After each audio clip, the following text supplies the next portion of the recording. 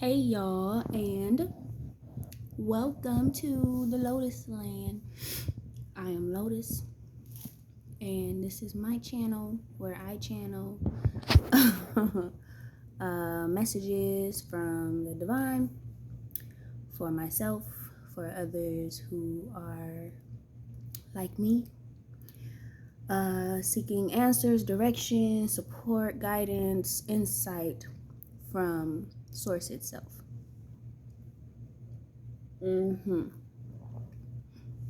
Divine Source, which those who are like me have access to, because we're literally children of Source. We are children of the divine. We are children of the stars. Okay, we are star children, star seed. It's kind of is feeling as if I just start channeling right away, which really wouldn't surprise me, because right when I picked up my phone and I decided I'm gonna channel and I'm gonna do a video for my channel, something started speaking to me. And listen, I'm not on here sharing information as if I'm the know-it-all, because I'm not. I've gone through a lot. And I'm now learning and realizing that the reason why I went through a lot was to trigger. I have to shout out Conjure Queen.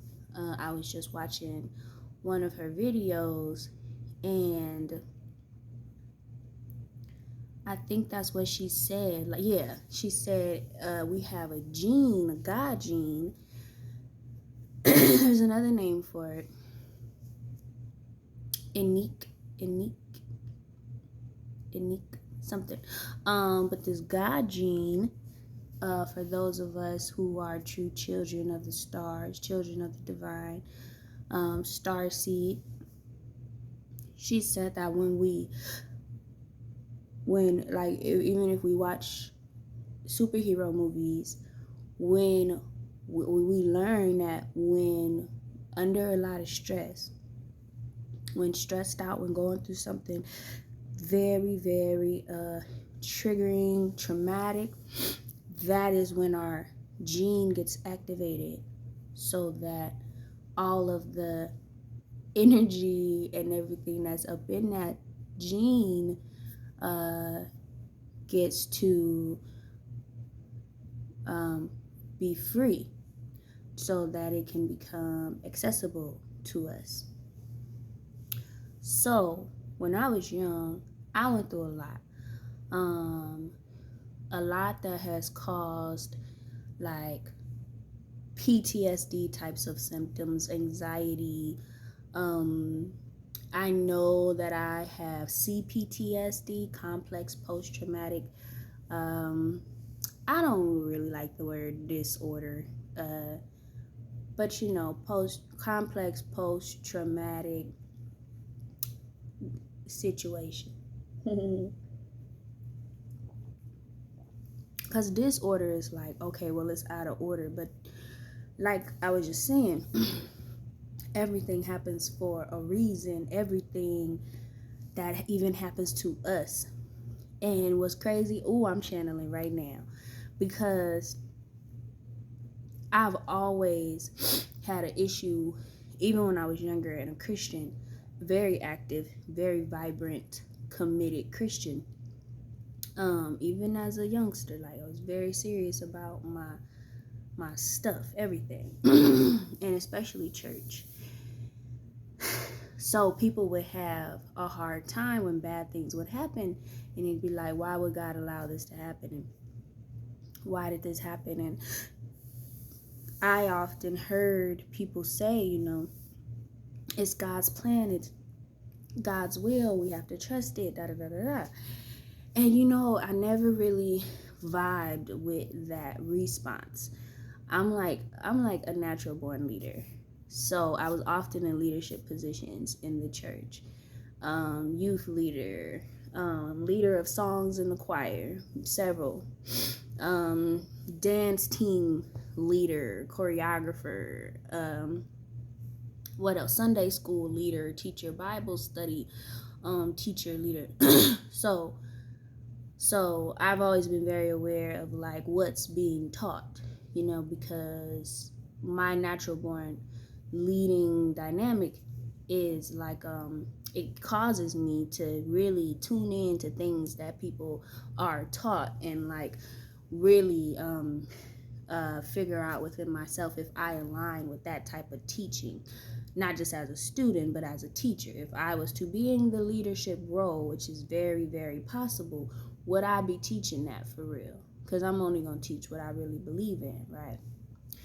So that was something I never vibed with. Like, I would never be able to tell somebody like, oh, it's God's will, it's God's plan, da da da da da, while they're grieving from a loss or are hurting from an assault, struggling in some type of way. That's not the response. Even if it's true, it's not the response to give in those moments, right? Especially as, again, someone who has practiced as an evangelist, going after winning souls, right, to quote unquote Christ. Okay, so in this moment, I feel like I'm finally, and with the inspiration provided by Conjure Queen, I'm finally able to realize why those things happen. It's not just God's plan, God's will, and I'm talking molestation in the home that I grew up in, or in the home, how about in the home that I was put into via foster care and then adoption. Ain't that funny? I mean, not really, but trust me, I've done therapy for several years. I'm at a good place now, but I laugh because it's like you remove the kid from one home to put them into what, so or one bad situation to put them in another bad situation. So that's the reason why I chuckle, because the system is funny, especially in LA. So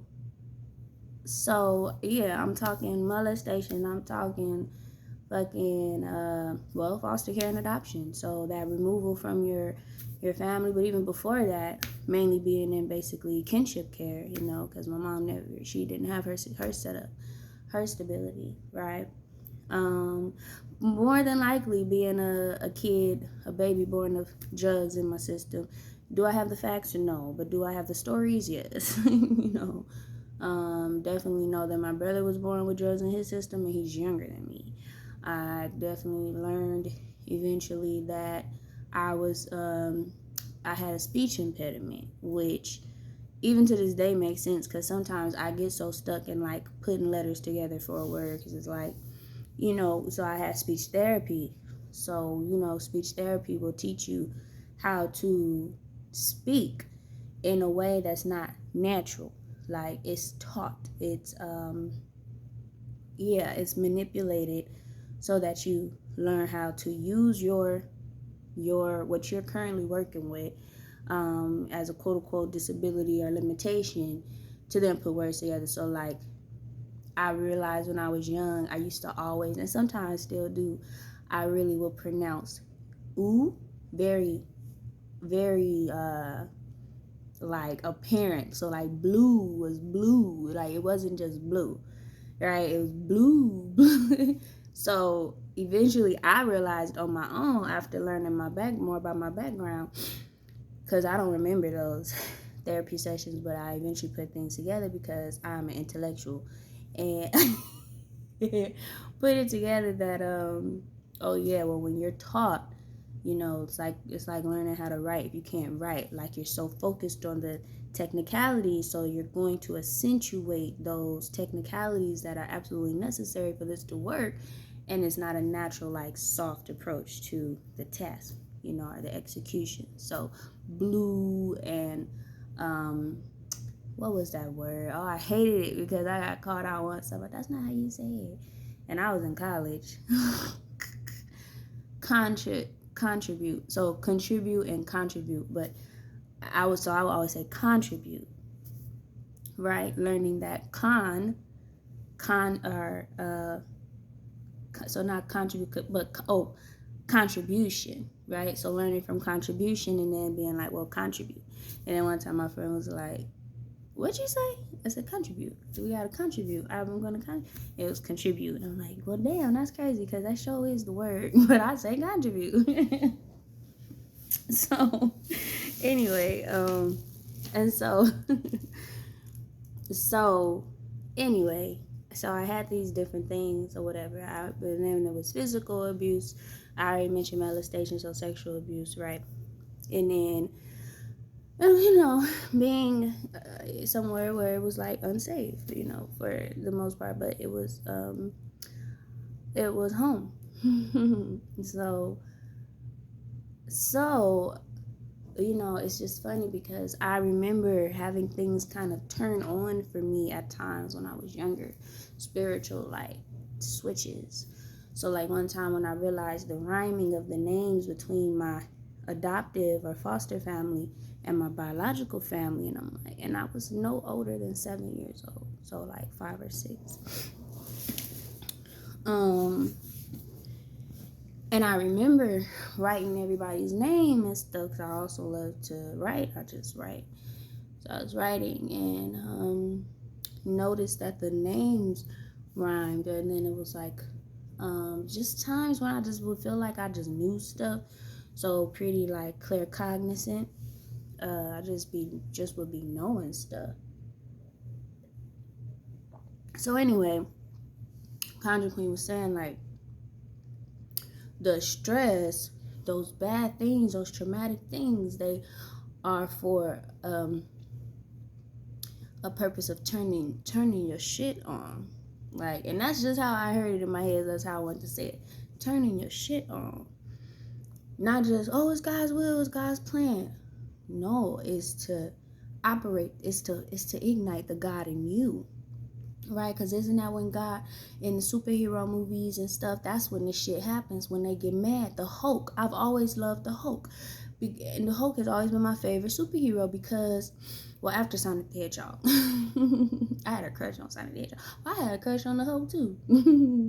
But the Hulk, he's, you won't like me when I'm angry. Other than that, he's just a cool, passive, really smart, scientific, intellectual dude. And you make him angry, so then his God gene gets ignited, and then he gotta come busting, with the muscles busting through his clothes, literally, and busting, whoever upside the head that is in the way, right? Of course, besides his love, so it's that God gene, right? And that's when the shit turns on. Like he would be having to be getting bullied or just being made to be made angry, to feel anger. So like when we get triggered in our emotions, ooh, I'm channeling. Ooh, when we get triggered in our emotions, in our heart space, in our heart chakra, ooh, 444, come through. Ooh, when we get triggered there, that's when our God juices get to flowing. Right, that's when, ooh, the nutcracker, right? I just had an image of the nutcracker, like a squirrel, trying to get a nut open and stuff like. The juices, the milk and honey, ooh, channeling. The milk and honey gets to flowing. The blood, ooh, the blood. If you're a Christian or was ever a Christian, you know that's a big deal, right? The blood, nothing but the blood of Jesus. But that's when that shit gets activated. Ooh, that's when the water turns to wine. What?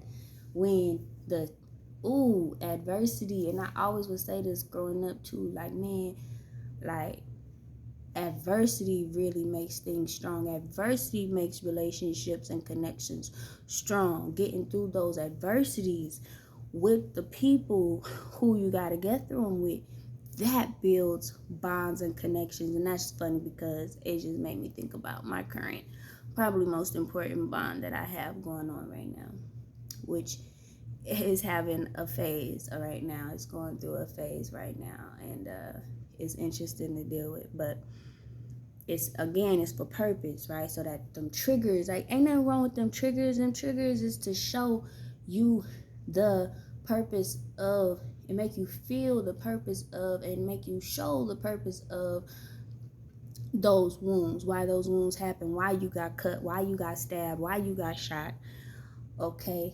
Why somebody left this bruise on you, like where, why, what's the story behind it? Because every wound has a story, every bruise has a background. What?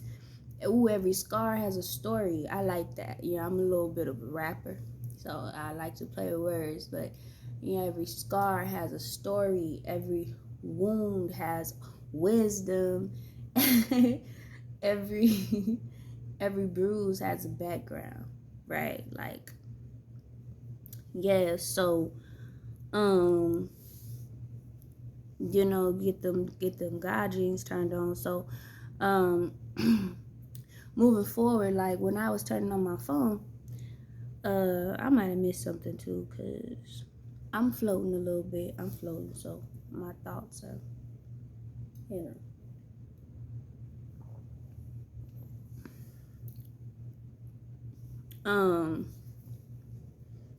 I am love. I am love. Look, love lives here. I'm not lying. Look, love lives here. Love lives here. I had to come back to this today, to that message, right, which I keep in my home. I bought it from the Goodwill, and I keep it here because, look, I am love. The street of my neighborhood, street sign, it say love on it. Like, I don't live on love, but my neighborhood is called love. Literally, like, it's on the street sign. So, like, and I moved here not knowing I was moving to a neighborhood called love, okay? So, and I always been very into, like, wanting to know what is love, right? And then learning, okay, well, love and God is the same thing through the Bible, right? And then love, God, and spirit, they're all the same. Okay, so that's cool. So what is love? Like, and then, I've been on like a journey, like a quest, really seeking that out, looking for it in family and friends, boyfriends, mentors, teachers,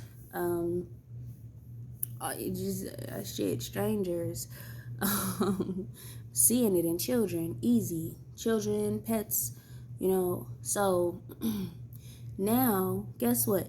I sit here today, I pick up my phone, something coming through, powerful as heck, saying, you are love. Love, you are love. Like, because I know, like, okay, say my neighborhood, right? Like, when I found out, I'm sorry, I'm multitasking. When I found out that my neighborhood is called love, I was like, oh, that's probably a sign I'm going to be here for a long time, right? It's like, I might be setting up shop here for a while, right? So, no, this year is my last year here, and that'll be my second year.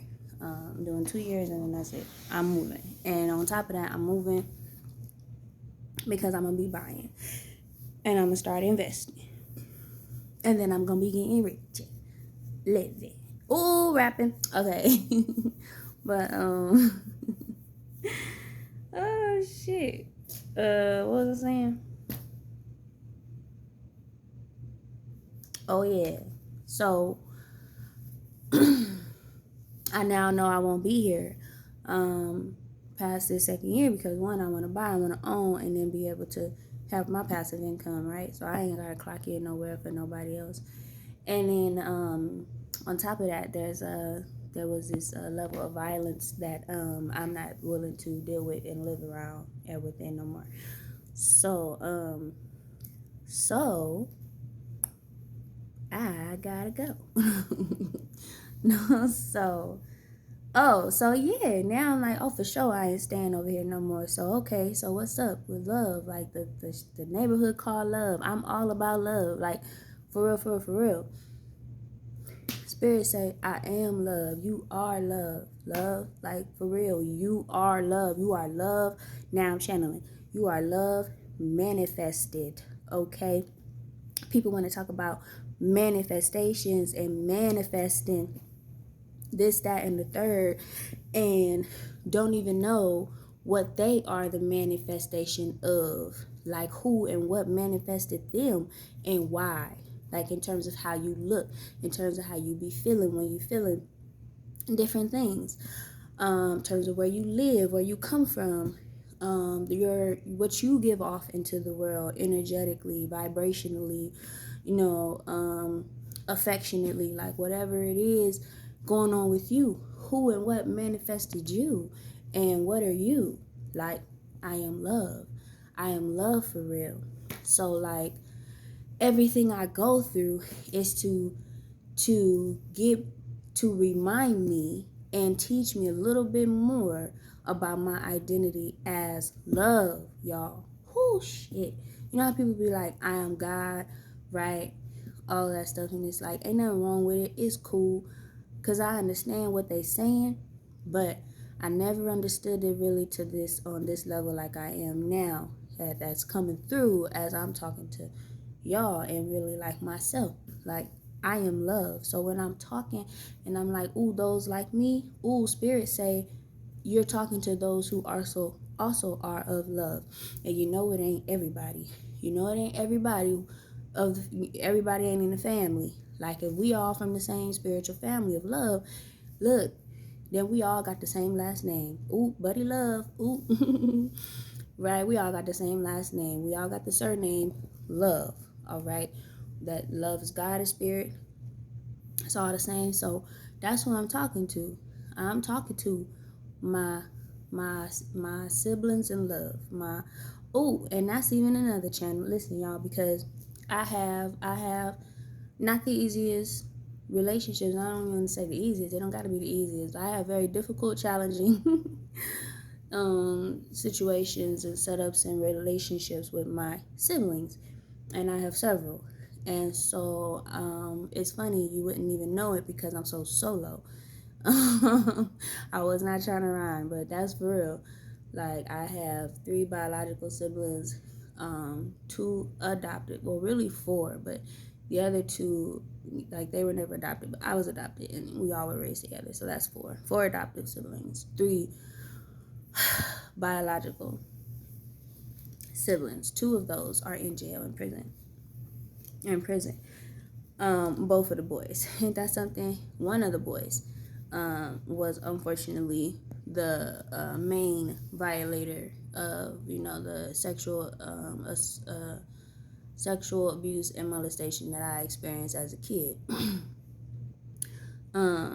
He's in prison for similar behavior with other young girls, so he's in prison.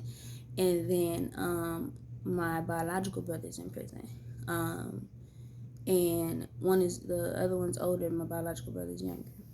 All right, so they're both in prison. My sisters, I've tried to connect with and like build with at a younger time, back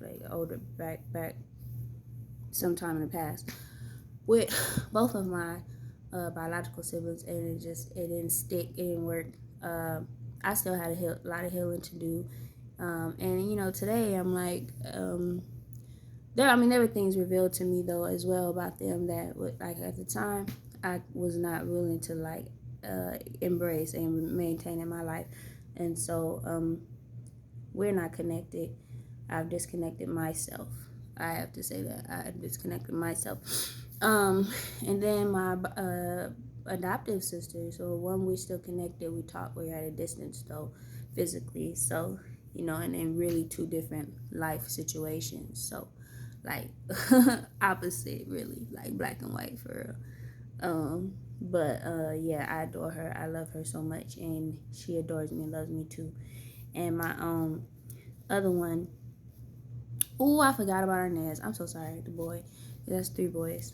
Okay, so the other 2, Anissa and Inez, they brother and sister to each other, and they grew up. They also had their stuff that they went through, being separated from their family, but then also having lots of connections still with their family, and so lots of things still very alive and well in terms of trouble and drama and just craziness and brokenness and dysfunctionality.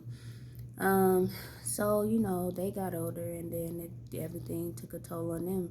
Started having kids, and are just getting pregnant a lot and having lots of abortions, then having kids, another one having lots of kids and not being around any of them. And but so yeah, they both out living their individual lives from the last time I checked in. But I know that I'm also a huge giver, so that's one thing that will make me take flight on somebody.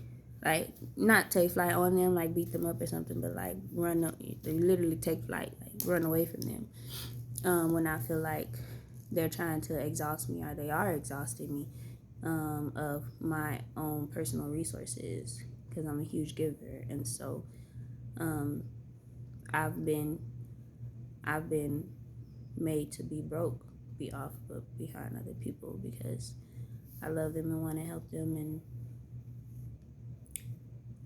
yeah, like, I always could see myself as like a strong individual, so I'd be like, well, I'll figure it out for myself. But they're not figuring it out for themselves, so I have to help them, and I'll just figure it out for myself if that leaves me in a bad situation. So anyway, that's me and my siblings, huh? That's what I'm talking about. So pretty solo still. But so my siblings, it's kind of like how Jesus said his brothers and sisters are those who do the work of the Lord. Like, my brothers and sisters are those of love.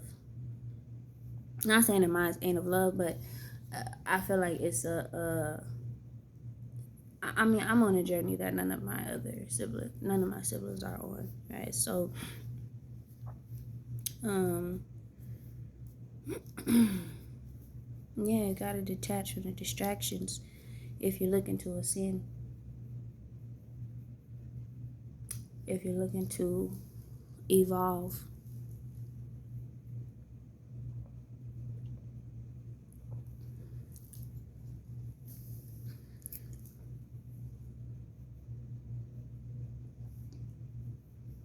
Love is in the air.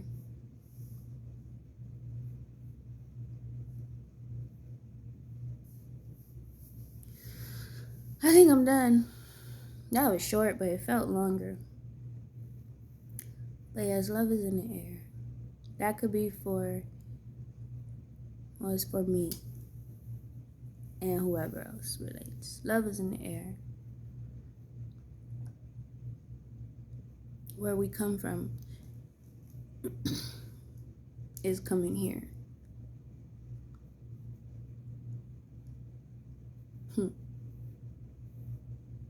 Cause we taking over. I heard that.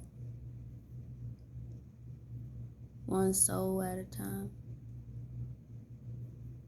One portion at a time. Love is in the air. Love is here. We got a remodeling of this home coming. Love literally lives here now.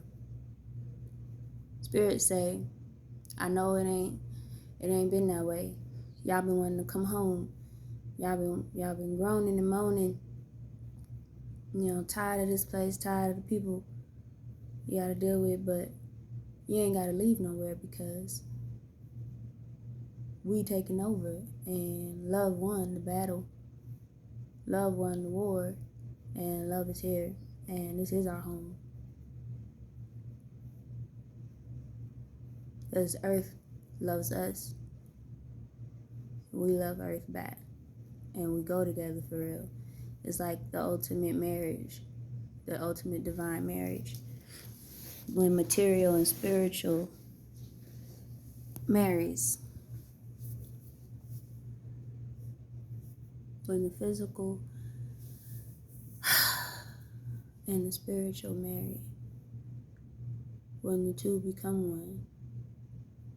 I saw the image of a rock, paper, scissors. And how the fist makes the rock, and then this makes the paper. And paper wins over the rock. That's why this is happening in Age of Aquarius, because love is in the air. Like, love is literally, like, the air is literally made up of love. And so every time I would say, like, love for me is like oxygen, like, that's very real, because you got to be able to breathe it in order for it to be able to take over your mind, your heart, your body. Like, you got to be able to consume this for real. I see the image of the gases coming off of the characters in Fortnite.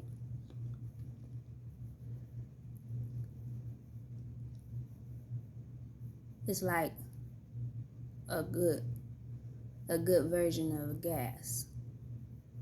Like, you want this gas bomb to go off. This is like, it's magic. I think of Aslan, I think of Chronicles of Narnia, and Spirit tells me, like, it wasn't no reason that I was very into that. I was very into the Chronicles of Narnia just a year ago too. So, and Aslan, very into Aslan and the lion, and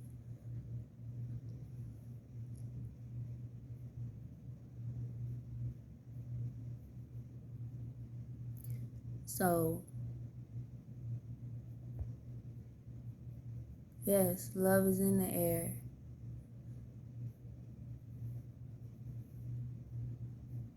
Wow, love is in the air. That's why I don't need no mask. Love will make those sick who don't vibe with it. It's like oil and water. There are some people allergic to love. They get sick. Literally sick of love. They are sick of love. So they'll get sick. Because love won and is in the air taking over. And so people going to be coughing and being sick and not being able to have a healthy respiratory system and all that.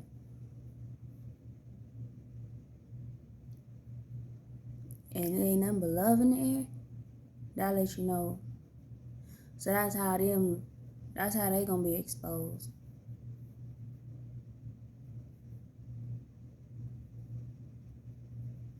I see the image of that blue, the stuff they put in the pool, where the urine turns blue if you pee in the pool. It's exposing.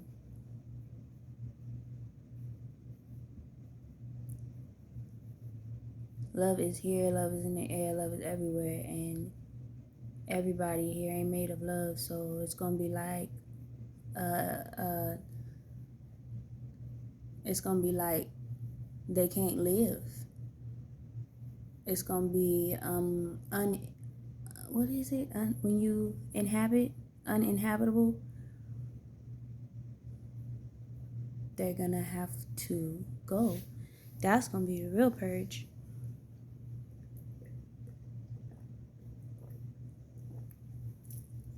And I don't think love always look like rainbows and sprinkles, because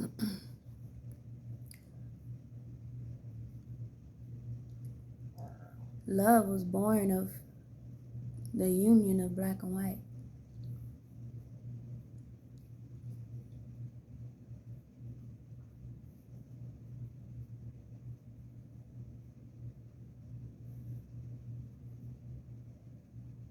So black and white.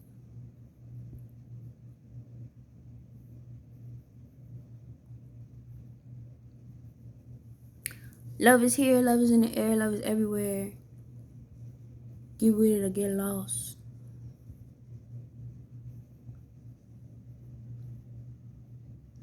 Alright, y'all. I'm out of here for real this time.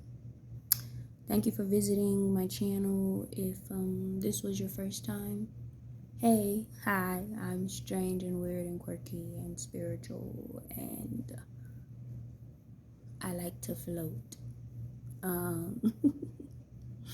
Welcome. Thank you for being here. And if this is not your first time, what's up? Like, what do you do for real? Cause you like me for real. Oh shit, I'm high. Look. Woo. I did not finish my statement about about the fuck. Why? Like, we in the age of Aquarius, and Aquarius is air sign, and that is when love came back. Love's in the air, y'all. Breathe it in. Breathe it in. The water is nice over here. Hey, y'all. If y'all about to do something for Valentine's Day, happy Valentine's Day. Happy Love Day. Love Month. Month of love. Alright, I'm gonna go. I'm gonna go and go. Until next time, see you later. Bye.